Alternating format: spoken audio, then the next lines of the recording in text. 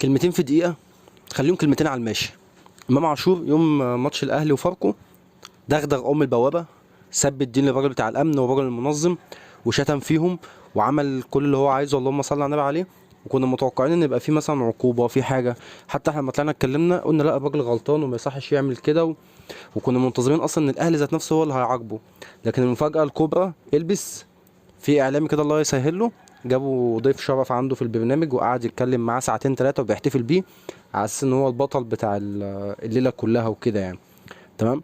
البلد دي في حاجه غلط، البلد دي يا ماشيه شمال يا ماشيه بظهرها يعني. بس هو في حاجه غلط في الموضوع، لكن ان واحد يطلع سبب الدين، الناس المنظمين بتوع اللي في الملعب والناس بتوع الامن، ويشتم ويكسر في البوابه ويخبط فيها بايديه وبتاع والجو ده، وبعدها نلاقيه طالع ضيف شرف في البرنامج ويتقال عليه بطل ومش بطل والجو التعبان دوت. فكده يا جماعه احنا في حاجه غلط، المنظومه دي فيها حاجه غلط. مش فاهم يعني البلد ماشيه بظهرها، او هو حد دايس على حد بس انا مش فاهم مين بالظبط.